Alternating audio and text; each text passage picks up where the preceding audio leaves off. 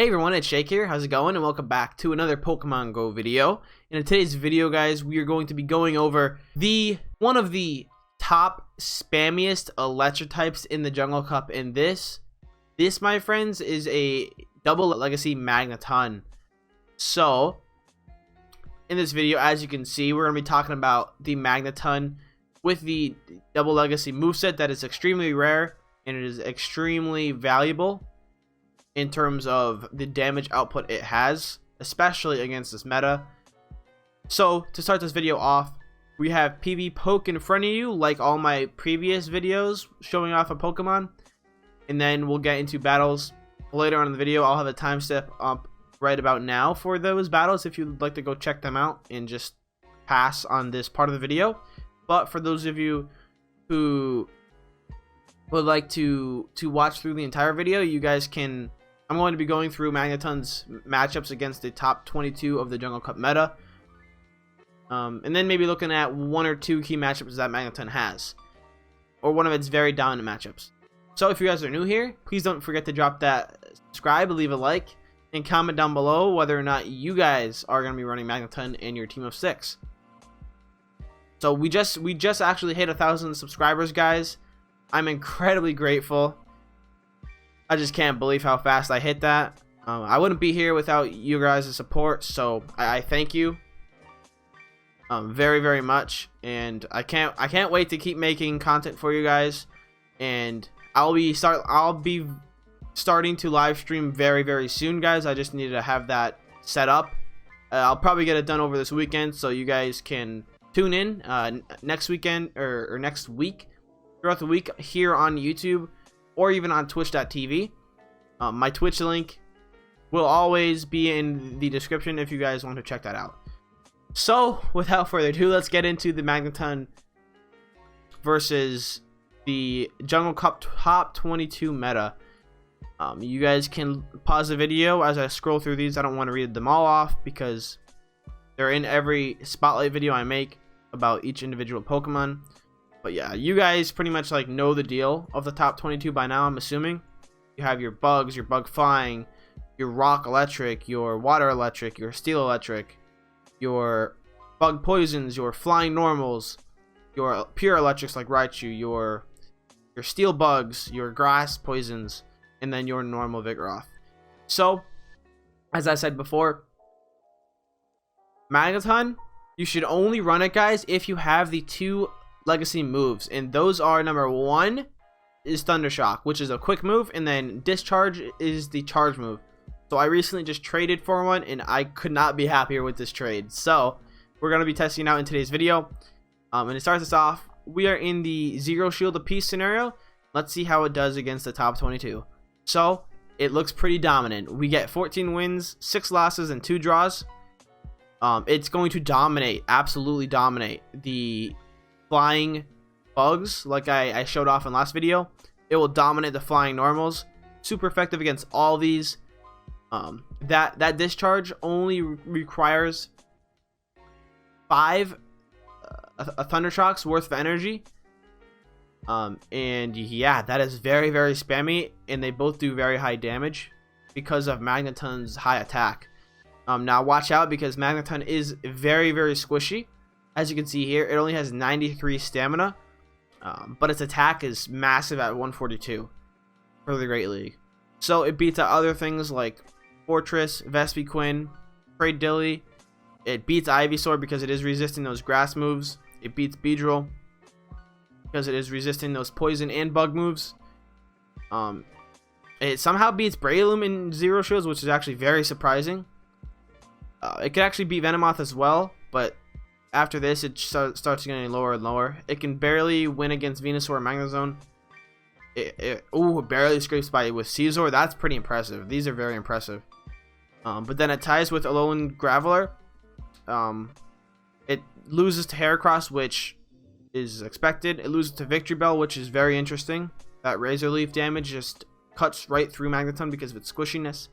It loses to Alolan Golem because it will die to pretty much about 1 wild charge. And those rock throws do chip away pretty fast, actually. And then obviously Vigoroth, Raichu, and Lantern will pretty much dominate it. because it has access to that Brick Break, Raichu does, and then Lantern Water Gun does a lot of damage. So let's jump into the one shields each scenario. We got 11 wins, 9 losses, and 2 draws. Again, guys, these electric charge moves discharge are very, very high in their damage per energy, which means it's very, very energy efficient, which is basically meaning it can spam them. So again, it dominates anything with the flying subtyping. That's just a GG for that. And since it is quadruple resisting flying moves, it holds up very, very well against flying charge attacks. So that's one thing to take into note. And then again, it beats the majority of the bug types, if not all. And then it beats Cradily. It turns out to be a positive matchup against a Lone Golem in the one shield each, because those Magnet Bombs do more than half HP to the Alolans. And then it continues to lose to Victory Bell. This time it loses to Ivysaur and Venusaur. And then the same thing with Raichu Lantern. It actually takes a loss against Magneton in the one shield, which is very interesting, considering Magneton's Spark is slightly slower to charge than the Thundershock of Magneton. And then it loses to Breloom. Very hard here, actually, because it does have that shield advantage, and those counters, I bet, probably do like 30 damage a hit or something wild like that. And then the expected loses to Vigoroth and Heracross. Now, guys, let's take a look at the two shields. It starts to get less dominant here. It wins 10 matchups, loses 11, and draws 1. Again, it just walls the flyers. It pretty much walls all the flying bugs. It actually loses to a lot more things now in two shields because of its squishiness. It can get off the charge moves fast, but it can only withstand so many quick moves, guys. So I hate to break it to you, but Magneton is very squishy. But if you can get it in a closing scenario with a shield or two, you'll be super good to go. Like, you'll be dominant. So it loses to Lone Golem, Lone Graveler, Venusaur, Magnezone, Raichu, Victory Bell, Lantern, Vigoroth, Heracross, Ivysaur, and then Breloom. Now, all I can say again, guys, is it is so squishy. So let's take a look at two Sims right now against a very positive matchup for Magneton and then a very negative matchup for Magneton. So we're going to go to single battle here. Let's say its most dominant matchup is probably Noctowl. Let's just say it has Psychic and you have the double legacy moves. I don't even need to do that, but yeah, as you guys can see, there's not a single losing matchup here for Magneton. And let's take a look at two shields. Yeah, as you can see, those Thundershocks charge 9 energy per, which means it only takes approximately 6 Thundershocks get a discharge, and then 5 on the next go, and then 5 on the final go. So yeah, because it starts off at zero energy, and then discharge, as you can see, is a very energy efficient move. 45 energy for nearly 100 damage, and then Magnet Bomb is slightly lower, but it still does good damage per energy. So yeah, this is very dominant. Those wing attacks only do 2 damage per, because it is double resisting. As you can see, Magneton has a mere 93 HP. Definitely watch out for that. Yeah, dominant across the board. Now let's take a look at Vigoroth against Magneton. Now this is going to be a slaughter. As you can see here, not a single winning matchup for Magneton, sadly. I really do love Magneton, especially now that I have the legacy moves. It's just so spammy, so dominant against what it should be dominant against. But then if it even gets touched by a ground move or a fighting move, it's pretty much over. The counters do 9 damage per hit. And then obviously with shields, Vigoroth can easily block. And Vigoroth is a lot tankier than Magneton is. So yeah, a Body Slam also does a third of Magneton's HP, so watch out for that. And yeah, guys, I hope those ratings and simulations helped you guys learn more about Magneton and its role here in the Jungle Cup meta. And I hope this gave you an idea of if you want to invest and or find a double legacy Magneton for you to use in the Jungle Cup. So without further ado, let's get right into the battles featuring Magneton. Alrighty guys, so jumping in this first battle against my Ultra Friend buddy, Ko is a Beast. We are going to be leading with Vigoroth, and we're going to be running Magneton here in the middle, and Vespiquen help out against another Vigoroth. But since his Vigoroth is up front, we get that in the clear. So we're going to be piggybacking off of each other. I'm going to pull the trigger first, because I assume I can get to 2 body slams, which I can get to. And he decides to actually commit both shields. So that means we're just going to let our Vigoroth go down. This is perfect. Because we were going to lose on HP due to the counters, but we bring in a very nice counter to Vigoroth. That is Vespiquen. So that means it's going to be protecting our Magneton. And also we get the switch advantage to whatever comes in. Well, he actually gets the switch advantage, but yeah, we're going to bring in this Magneton with 2 shields still against this Alolan Graveler. And look at that damage from that Magnet Bomb, guys. It is brutal. And because we have a shield, we can easily block that Stone Edge. And now we are going to overcharge a ton of energy and pull the trigger on this Magnet Bomb to finish that Alolan Graveler. And look what's in the back, guys. It is the ultimate matchup for Magneton. Look at that discharge damage. Now, take this into consideration that Noctowl is a beast. But that discharge costs so little energy but does so much damage. And we're able to finish this game off, keeping both shields for our Magneton, and that is a showcase of what Magneton can do in a closing scenario with shield advantage. You definitely don't want to be matched up against a Magneton without shields, guys. It's not going to be fun for you at all. So anyways, let's get into the next battle against Ko is a Beast. So guys, jumping in this next battle, we are going to be opening with Vespiquen, and he opens with Graveler. So this is a really bad matchup. We got to get out of there ASAP into our Vigoroth, which we do. And he switches into his Heracross. So he read my lineup pretty well here. He has 2 counters for that Magneton. But we do have the Vespiquen in the back. So we force that first shield with my first body slam. And now we hit him with the second. So, you know what? I'm fine with that. We have the shield advantage. We also have a hard counter to Heracross coming up here. And that is our Vespiquen. Now, this is my first time trying out Vespiquen. And yeah, we just had to shield that close combat, but that was a terrible mistake by us. We really didn't have to. Because as you can see, even Manglehorn really doesn't do that much. And I'm not double resisting it. But I am double resisting those close combats. But he decides to bring in that Alolan Graveler again. So we use our energy and switch into our Magneton. Because we do have the shield advantage. So we end up blocking that Stone Edge and now firing off our Magnet Bomb. The main reason we block those Stone Edges, guys, is again because Magneton is so squishy. You really don't want to get hit by a Stone Edge even. So, but his last Pokemon is Venomoth. So we're feeling so good here. We're gonna fire off this charge, and oops, our game froze there for a sec. But we do so much damage to this thing, and oh my god, this was so close indeed. And then he gets the boost with that Silver Wind.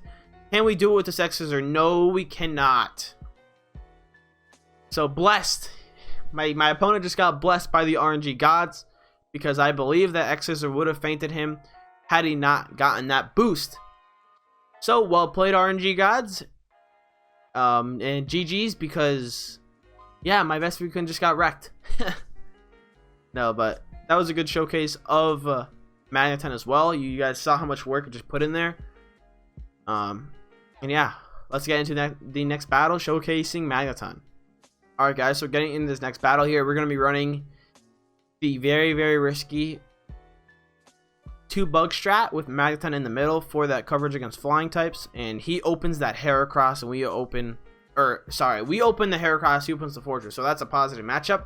And look at that, we get the main counter to our team out in the field right now against our Magneton. So this is a perfect matchup. He decides to shield that. Wrong shielding play on that. I would have not shielded, but that was okay, because now we can charge farm a bunch of extra energy and then release this charge onto that Noctowl to feint it. And now we already are almost to another one. And he decides to bring in that Vigoroth, and you guys just saw we got absolutely annihilated by that counter.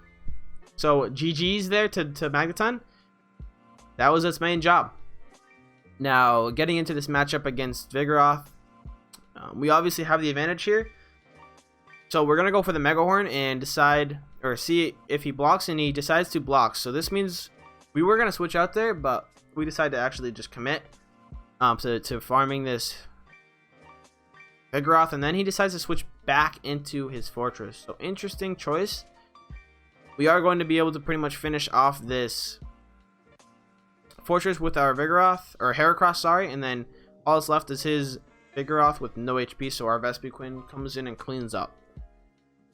So Magneton was the answer to our main weakness there, and that worked out really well, especially considering we won the lead matchup. So GG's in that game, and let's get into the next one.